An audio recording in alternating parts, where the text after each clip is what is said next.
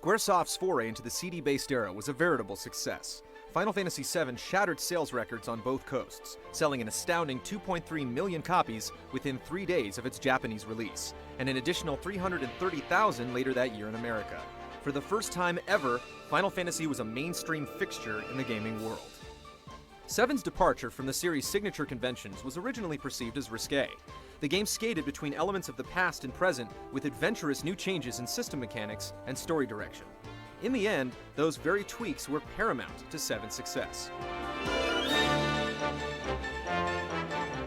When Square knew it had a hit on its hands, the company began production on number 8 the very same year, during VII's localization in the US.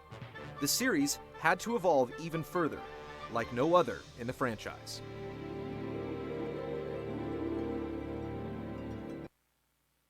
I feel really stupid. I just realized that that's the lion Griever being engraved on the gunblade and not just him deflecting a bullet.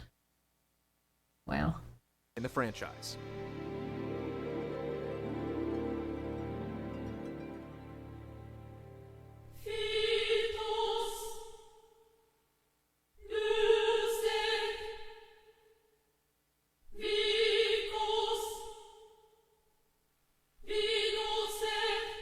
Final Fantasy VIII was released in Japan on February 11, 1999, September 7th in the States. Development had run continuously for nearly 2 years. Sakaguchi graced the project once more as the executive producer, while Kitase, Nomura, and Uematsu reprised their respective roles. The experience that Square gained during the production of VII bolstered its understanding of the PlayStation hardware's capabilities. With this knowledge in hand, Kitase envisioned the next game sporting a more realistic look, and with Nomura's encouragement, a school days aesthetic similar to popular Japanese dramas and animes airing at the time. With this came realistically proportioned character models, the first the series had ever seen. And the ballad of Squall Leonhardt and Renoa Hartley. Trying to learn how to play this song on guitar. Final Fantasies typically put you in the company of rogues, rebels, and mercenaries, but VIII established players as one of the trainees of Balam Garden, a military academy managed by the watchful eye of Headmaster Cid. Squall, an introverted gunblade specialist, was one of the school's most promising students. On the day of his graduation exam, he was contracted by the state of Delay to repel the forces of the invading Galbadian Empire. Along with fellow trainees Zell, a hot-headed brawler, Selphie, a cheerful nunchaku master, Cypher, a rebellious upperclassman, and Quistis, Squall's instructor. It's pronounced Dale? I've been pronouncing it Dalit my whole life. Okay.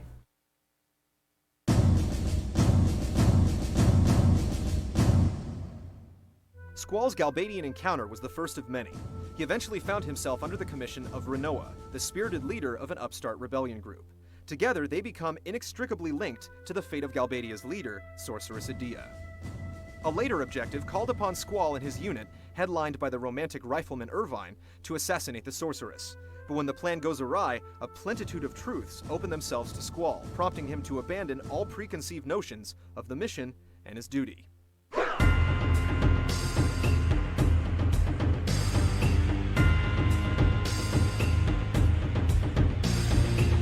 A sorceress from the future, Ultimisia, was revealed as the true culprit, manipulating time itself in a bid to unite her dimension with the past.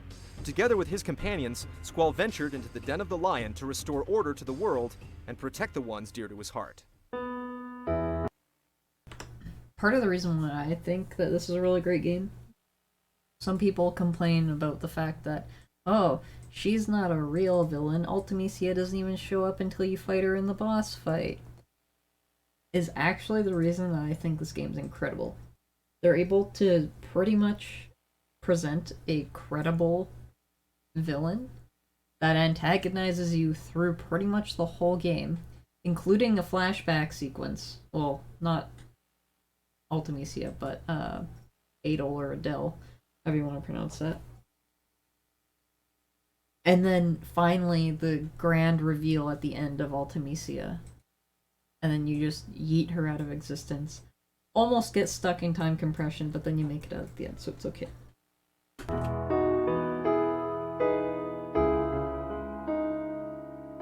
Final Fantasy VIII made bold new strokes in story and narration. The theme of love had always played a part in side stories prior, but for the The one thing I want to know is where Elone came from. Because I know, like, she's the whole subject of Laguna's flashbacks, but I don't know how she ended up on the Seed. Oh, she was on the White Seed ship. And then she went to the garden. That's right, I think she was hidden there. It's been a while since I played it. I need to play through it again.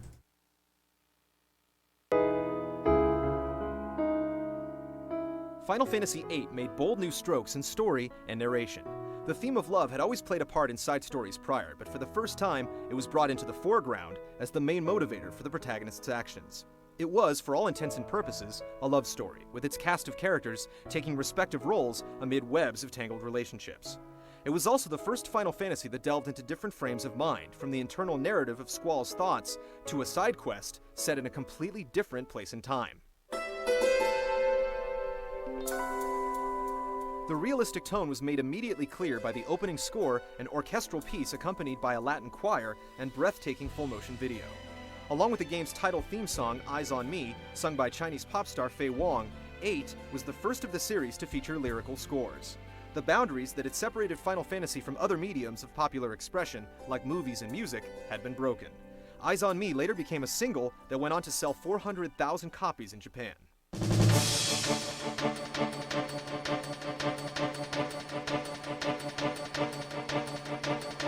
One of Squall's first outings pitted him against the fiery Ifrit, who wasn't known as a summon or Esper, but as a GF, or Guardian Force. When these magical beasts were bested in combat, they became permanent additions to your party that could be equipped.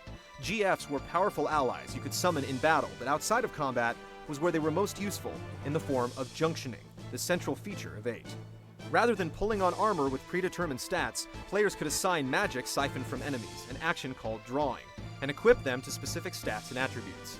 Junctioning allowed for a great deal of customization and flexibility, bequeathing players all the elemental and status effect spells of the series at their beck and call.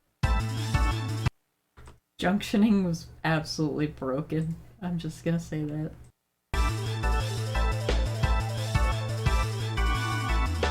Apart from the radical changes in magic and summons, the combat structure, for the most part, resembled the three-man active time battles from VII. Each of the characters' limit breaks, however, shed VII's limit bar and returned to the rare desperation moves from Final Fantasy VI. Squall, like Cyan before him, pulled off a series of blade strikes timed by the R1 trigger, while Zell utilized the spiritual successor of Sabin's blitz attacks. Weapons were no longer bought, but upgraded. What's actually funny is that I don't think I ever used a desperation attack in Final Fantasy VI, not even once. Which took various parts collected in battle and used them in a crafting process.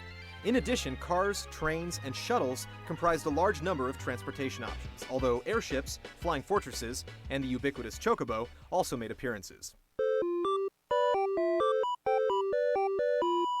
The chocobo was also featured in a minigame tie-in using the Pocket Station. The code to power it still exists in the North American release, but the peripheral never made it across the Pacific. One of Final Fantasy VIII's biggest side features was Triple Triad, a robust minigame that took place on a grid with numbered cards. Triple Triad is one of the best parts of this game, and I believe it should have become more of a popular standalone game. It probably would still be played pretty frequently, and I guarantee you there would be like online competitions for it, and there probably actually are. I know they brought the game back into Final Fantasy XIV, complete with a whole system for collecting cards. You can even play against other players in certain areas. Like, it's insane. I should host a Triple Triad tournament in 14.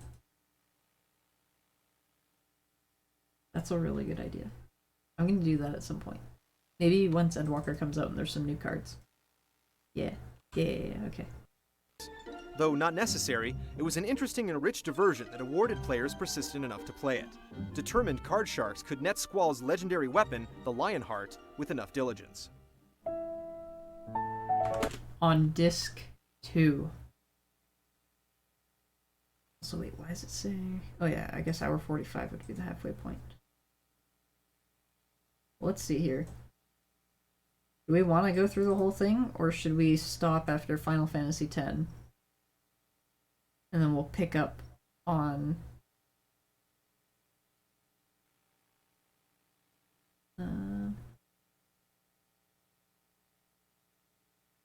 We'll do up to Final Fantasy 11.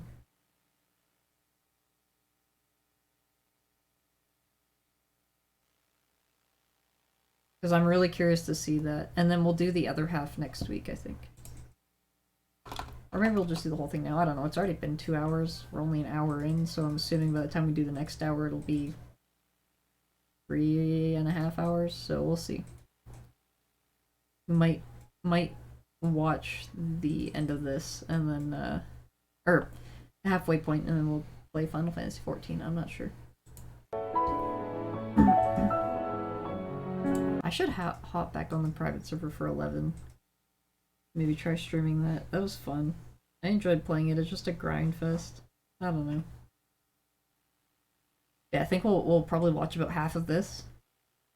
And then that might be it for the night, or we'll go and play Final Fantasy XIV. Not sure. Riding the hype of its predecessor, Final Fantasy VIII's release in 1999 beat previous records set with 2.4 million copies sold in Japan, and in America, it became the best-selling game for 3 weeks after its debut in September. Critically, however, the game was received with mixed reactions. Most players and critics felt that the junctioning system was flawed and needlessly complicated, longing for the user-friendliness of VII's materia. Drawing magic from enemies was also cited as a repetitive task. Conversely, some embraced VIII's bold system changes. Its storytelling remains amongst the most compelling the series has seen, and its following is one of the largest across the worldwide fanbase. Many speculated the next game in the series would go above and beyond the modern realism of VIII and into the realm of the future. It ultimately became a fond look at the past.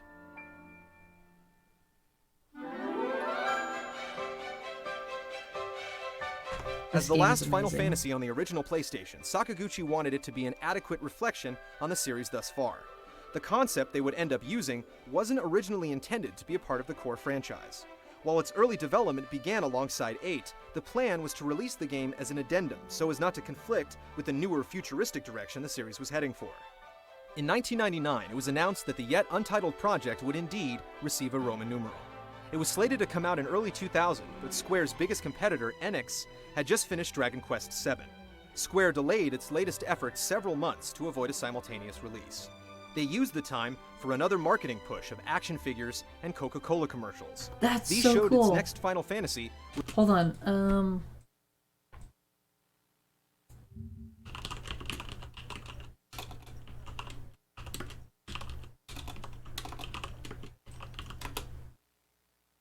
Okay, we're gonna watch the Final Fantasy IX Coca-Cola commercial after we stop this. Would be both a striking figures to avoid a simultaneous release. They used the time for another marketing push of action figures and Coca-Cola commercials.